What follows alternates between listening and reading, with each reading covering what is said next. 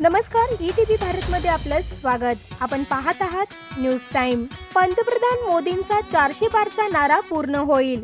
अहमदनगर आणि शिर्डी लोकसभा मतदारसंघाचे दोन्ही महायुतीचे उमेदवार निवडून येतील, सुजय विखेंनी व्यक्त केला विश्वास।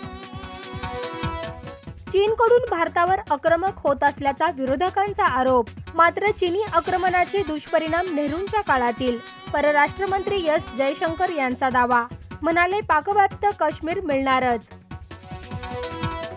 गडचिरोलीत भीषण चकमक, 3 नक्षलवाद्यांना ठार करण्यात सुरक्षा दलाच्या जवानांना आलं यश।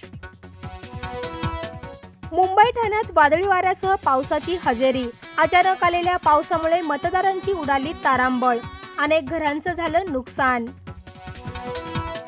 लोकसभा निवडणूक प्रचारादरम्यान सोनिया गांधी यांनी आचारसंहितेचा भंग केला, महिलांसाठी महालक्ष्मी योजनेवरून नीलम गोरे यांचा गंभीर आरोप।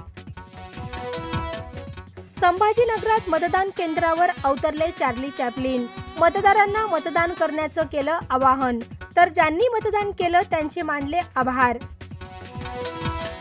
जालन्यात मतदान यंत्रणात अदलाबदली झाल्याचा आरोप, आमदार कैलास गोरंट्याल यांनी थांबवलं मतदान, महाविकास आघाडीचे उमेदवार कल्याण काळे यांचं नाव खालीवर केल्याचा आरोप।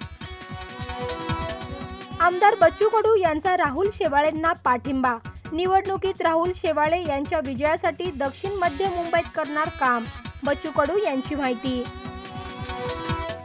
सलमान खान आता बिग बॉस OTT 3 साठी चर्चेत, शो होस्टसाठी करण जोहर, अनिल कपूर आणि संजय दत्त यांची नावे आली समोर।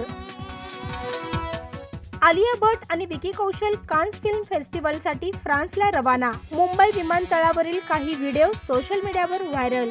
या बातम्यांसह इथेच थांबूया, अधिक माहितीसाठी लॉग इन करा etvbharat.com।